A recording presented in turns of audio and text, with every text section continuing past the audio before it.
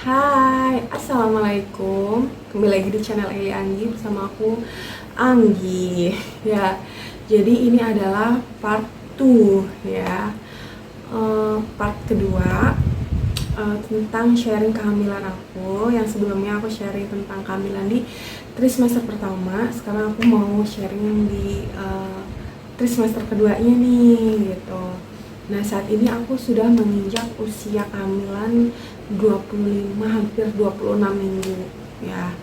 Dan apa aja yang aku rasa saat ini?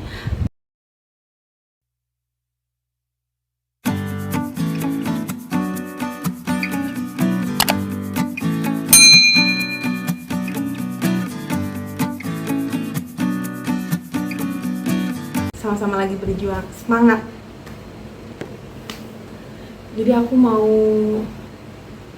Jadi aku bikin videonya itu emang sengaja masih sama ya, pakai outfit yang sama karena udah sekalian aja gitu, mumpung aku lagi semangat nih, karena namanya ibu hamil tuh kadang suka mager gitu loh, apalagi sekarang di kehamilan di usia ke 26 mingguan gitu. Aku sudah ngerasa lebih enjoy dari yang trimester pertama itu. Dari saat trimester pertama yang paling parah sih 2, 3, 4, 5 juga masih ya. Trimester kedua sebenarnya aku juga masih nggak enak, cuma lebih enaknya itu sekarang nih, 6 bulan sekarang tuh udah lumayan enak nih, sampai aku berat badannya turun drastis. Nah sekarang alhamdulillah udah naik gitu, yang tadinya 65 sekarang aku sudah 70 kilogram gitu. Aku bakal kasih tahu seberapa ukuran perut aku sekarang, karena tadinya aku perutnya nggak kelihatan, cuma alhamdulillah karena aku udah mulai enakan, aku udah doyan makan gitu ya, walaupun nggak banyak tapi aku sering ngemil gitu, aku suka buat, terus udah makan berat juga sedikit-sedikit. Baru beberapa hari ini sih aku udah mulai suka kayak telur, seafood gitu, yang tadinya aku cuma makannya, mulai bisa makannya itu bening sama tempe itu doang. Sekarang udah, kalau lagi pengen gitu kadang seafood itu cuma sekali gitu aja sih sebenarnya, nggak sering-sering, cuma aku udah rutin makan nasi, jadi berat badan aku udah lumayan naik nih.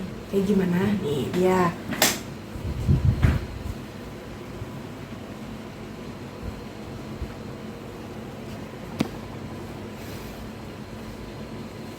Ini ukuran perut aku di usia kehamilan 26 minggu. Gimana? Ada yang sama nggak, udah kelihatan segini? Apa lebih besar atau mungkin belum kelihatan kayak gini? Nggak masalah ya.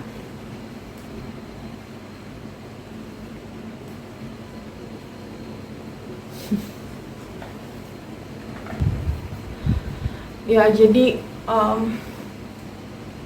udah lumayan kelihatan. Yang tadinya orang-orang juga suka bilang perutnya kecil ya gitu, sekarang udah kelihatan. Jadi udah kelihatan, oh iya lagi hamil gitu. Tadinya mah nggak, 5 bulan aja tadinya nggak kelihatan gitu. Pas 6 bulan aku ngerasa kok iya ya,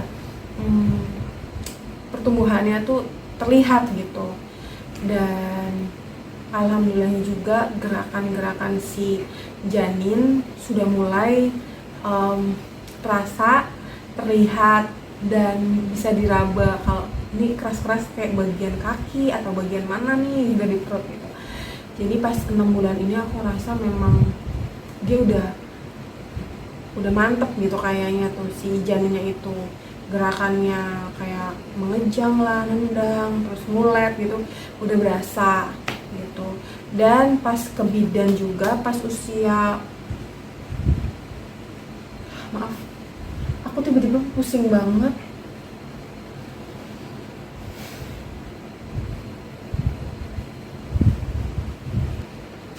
Maaf teman-teman, jadi tadi tuh aku tiba-tiba kayak mau pingsan gitu, kayak gelap gitu, aku nggak tahu sih.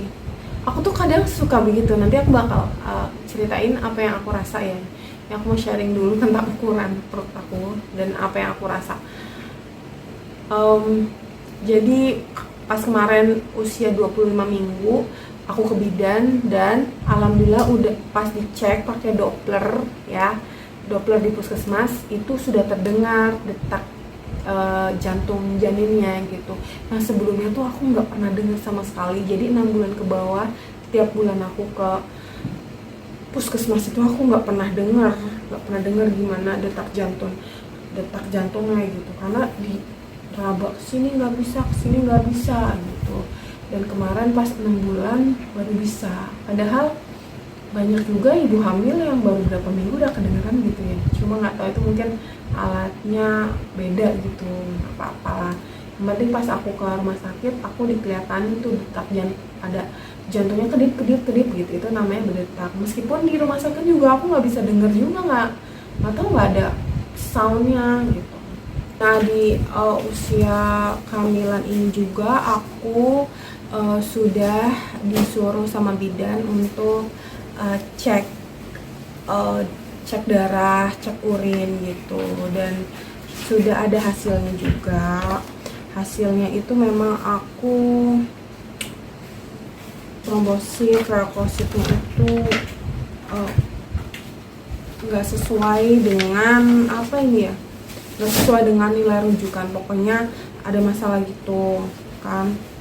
Jadi apa aja masalah-masalah yang aku hadapi di trimester kedua aku bakal sharing. Yang pertama adalah aku masih ngerasa masih susah makan, jadi suka pilih-pilih gitu. Yang tadinya tapi berbeda ketika trimester pertama aku suka makan di luar gitu, suka makan makanan mateng di luar. Kali ini aku nggak suka sama sekali, bener-bener aku nggak mau ngerasain ada kayak berlebihan micin gitu. Penyedap itu rasanya langsung enak aja gitu.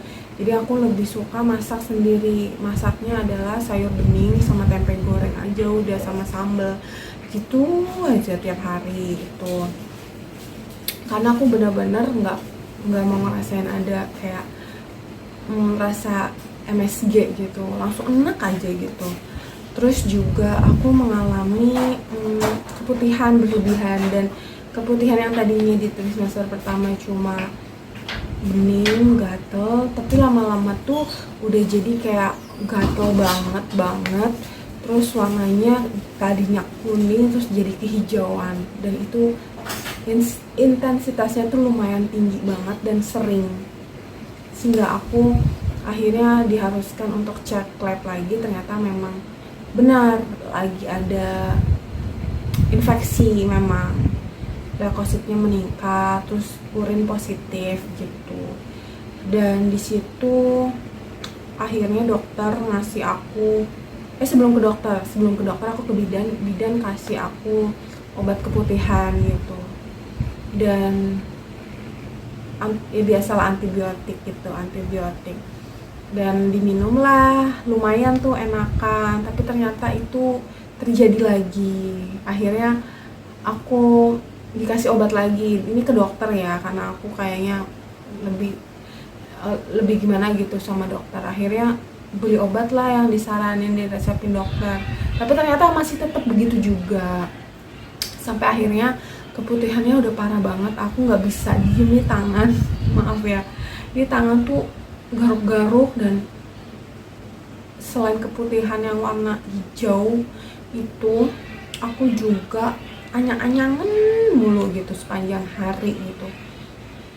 Padahal terus anyang-anyangan yang kencingnya dikit gitu, sampai aku tuh nolak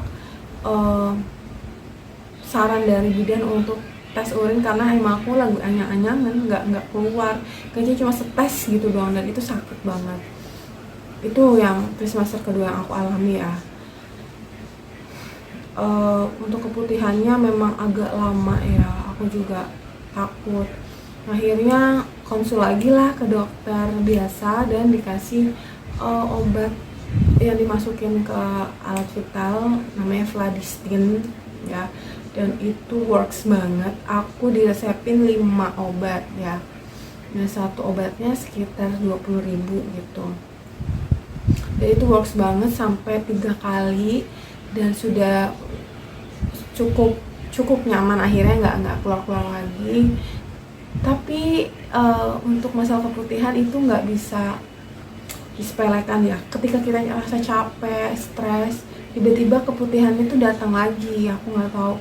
Berarti antara keputihan dan hormon dan perasaan, rasa capek itu menyatu gitu, saling mempengaruhi gitu. Jadi intinya dari kitanya juga harus nggak boleh capek, terus kelola stres juga gitu.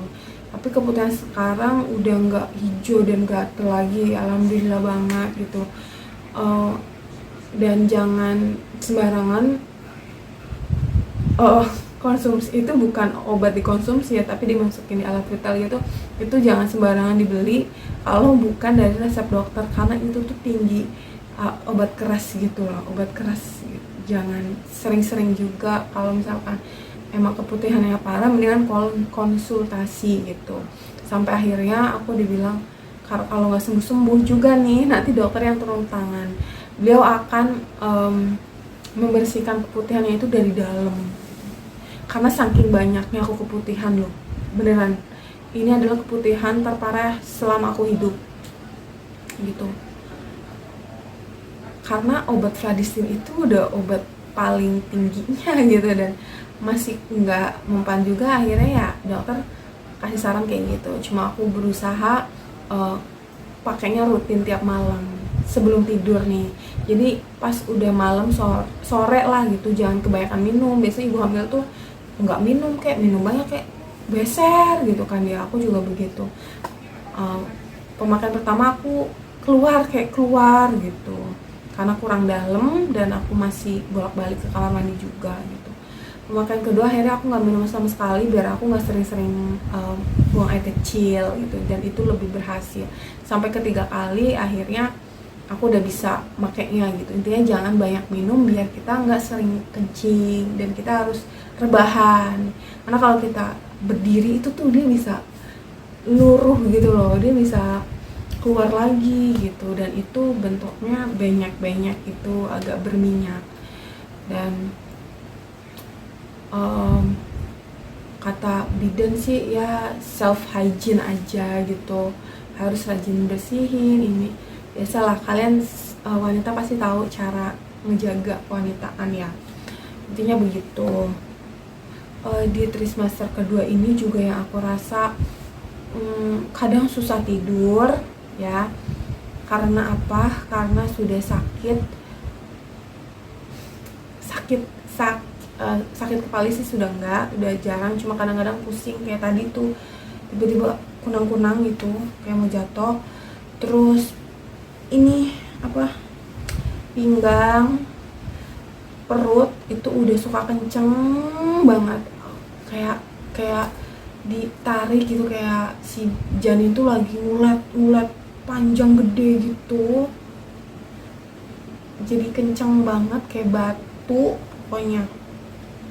Pinggang udah sakit kadang, terus langkangan juga udah sakit, dan aku udah keluar varises ya. Di kehamilan pertama aku mulus-mulus aja, kaki semuanya mulus, paha. Cuma di kehamilan kedua ini parah banget sih,